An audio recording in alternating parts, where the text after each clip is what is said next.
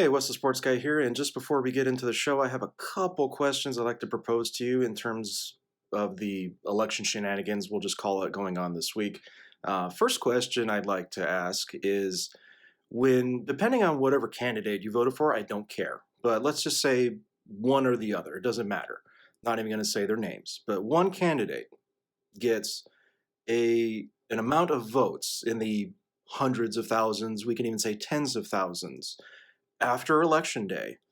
One candidate gets 100% of those votes without one single error or one single ballot of those hundreds or tens of thousands, let's say, doesn't go to the other one. It doesn't matter which it is. How is that possible? How is that possible? That's one question. Another question I have is, for 4 years we were told the Electoral College doesn't mean anything. It's part of our Constitution since the beginning, but for 4 years we were told the Electoral College doesn't mean anything. Now all of a sudden it does. It's funny how that works. So, just a couple of those questions as far as what I would say is election shenanigans going on this week. But again, doesn't matter who you voted for. The process is playing out. It's most likely going to go to the courts. And that's all I have to say about that. And then my buddy Mike here, with good words to live by, which is not all knowledge comes from college. So very wise words there. But as I said, just a little pre-show questions I'd like to propose to you. You can discuss amongst yourselves, leave a comment below in the video, and on with the show.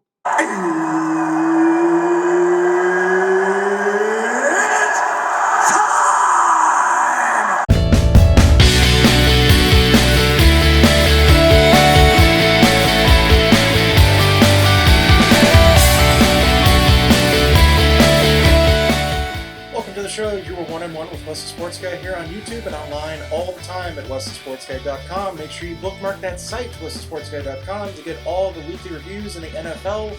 We've also got the off seasons heating up in Major League Baseball with Hot Stove. We've got some things planned up for that with what teams are going to be doing in the off season. Also, the NBA is going to be starting in December, just around the corner. We're already in November. And then with the NHL season, that's going to be starting a little bit after New Year's, most likely, but off seasons are underway with those two leagues, Major League Baseball and the NFL weekly reviews. As I said, bookmark westhesportsguy.com. Get all the social media links there as well. Podcast link, it's all there, conveniently located for you at westhesportsguy.com. Getting right into it, it is time for my Game of the Week in the NFL. You play to win the game, but they are who we thought they were, and we let them off the hook. Cannot play with them. Cannot win with them. Cannot coach with them. Can't do it.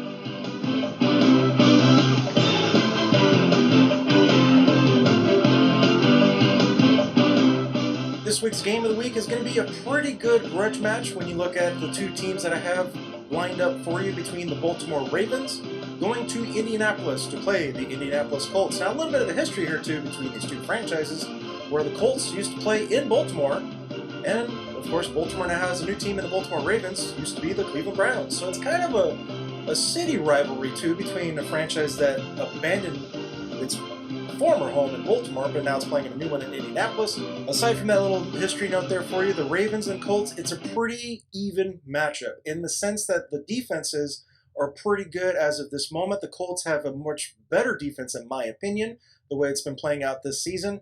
But the Colts also have a pretty good offense right now, and with quarterback Phillip Rivers is starting to pick up his game with the receivers, which don't have a lot of big names, but a few of them being T.Y. Hilton, and at tight end Jack Doyle, along with Trey Burton, who's been getting some looks in the last couple games for the Colts. But they have a very strong defense, which they've been riding for most of this year, with Phillip Rivers now starting to pick up his play on the offensive side. With Baltimore, the defense has been good. Hasn't been great, but it's been good. And then you have a very potentially high-scoring, high-powered offense led by former league MVP Lamar Jackson at quarterback. He did get kind of exposed a little bit last week against an elite defense in the Pittsburgh Steelers. Although Baltimore could have won that game, they had a chance at the end there. But flaws were shown in that offense, especially when you force Lamar Jackson to have to pass the ball a lot to win the football game. A little bit of an expose there between what Baltimore's offense can do and what the Colts' defense can definitely do to maximize on that advantage to the defensive side. But it's going to be interesting to see how Lamar Jackson can adjust from last week to this week, playing against two very, very good defenses in back-to-back games for the Ravens. If the Ravens end up losing, they're still a playoff contender, in my opinion, as are the Colts. Win or lose for both of these teams, it's not going to set them back tremendously unless there's some catastrophic injury of some kind. But I don't expect it to be a blowout by any sense because of how the defenses play. If I had to get an advantage to this team going into it, I would say the Colts, just by the defense alone. It is a great defense. Darius Leonard, DeForest Buckner, just to name a couple, that are playing at a great all-pro level this year for the Colts. Time for the segment that wants nothing to do with the election shenanigans. Do you remember? You remember?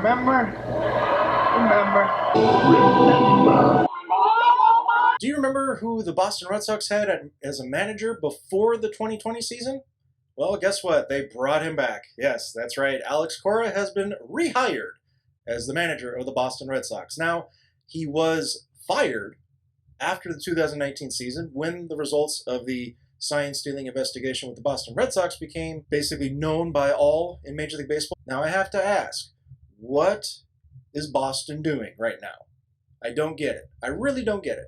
Because supposedly this guy, you fired him because he did something he should not have done. He helped in stealing signs. You completely said, well, that's it, we're done, we're not endorsing this, it's over. The punishment was he was suspended for an entire season, as was A.J. Hinch. A.J. Hinch, the former manager of the Houston Astros, he found a home with the Detroit Tigers pretty quickly when the baseball season was over in 2020. Now, these guys getting hired as quickly as they did, I have nothing against them. They are certainly qualified to be managers in Major League Baseball. But I have a question to ask the Commissioner's Office of Baseball as a whole. You punish these guys for an entire season. I know under extremely rare circumstances, you only had to play a 60-game season this last year. You did finish a postseason in pretty timely manner. But these guys were supposed to be suspended for an entire season. Not 60 games plus the postseason. These guys were supposed to be suspended for a 162-game season. This is my opinion. They should still be suspended. You wanted to lay down the law, you did. They need to be punished accordingly. I don't believe they have been right now, because these guys now have jobs so quickly after the investigation was done in a timely manner. Some people didn't think it was, but I believe it was, with what you had to work with. But now these two guys, these two offenders that you said in your report, have jobs so quickly after the fact. I don't understand how this is happening the way it is. But yes, in a way I kind of do. It's forgive and forget. Sure, the guys seem pretty remorseful about it. Players, to a degree. It took them a while though, but to a degree they were remorseful about what they did. And the managers, being Alex Cora, A.J. Hinch, sure, they seem kind of remorseful about it. Yeah, okay, fantastic, great. We can forgive and forget at some point. But the punishment, I don't believe, was long enough. Because look at how fast they have come right back into Major League Baseball, into the dugout, being managers of baseball teams once again. Time for my feel-good story of the week, and it's basically just to simply tell you this. You see a veteran, you know a veteran, or if you don't, reach out to a veteran. Thank them. Veterans Day is coming up. Thank a vet. Simply put, thank a vet. That's all you need to do. Thank them for their service, thank them for a sacrifice that they made, however long it might have been, but it is definitely a sacrifice. And I would implore you, if you know someone that is, or you don't, please reach out, thank a vet. And don't just do it on Veterans Day, please try to do that more often. Yes, we do set aside a day to remember and to thank them, but we really should be doing it every single day of the year. No question about it. But please, do that. Makes you feel good. It makes them feel even better. Thank a vet. Thank them for their service. And I salute all of you that have served for this great country. Thank you for tuning in. Make sure you subscribe and hit that bell below to get notified when new videos are posted on this channel. Go to westthesportsguy.com, bookmark that site. Get all the social media links there at westthesportsguy.com. Use the hashtag #OneOnOneWest to participate in the weekly conversations on sports on social media. And I will see you next time.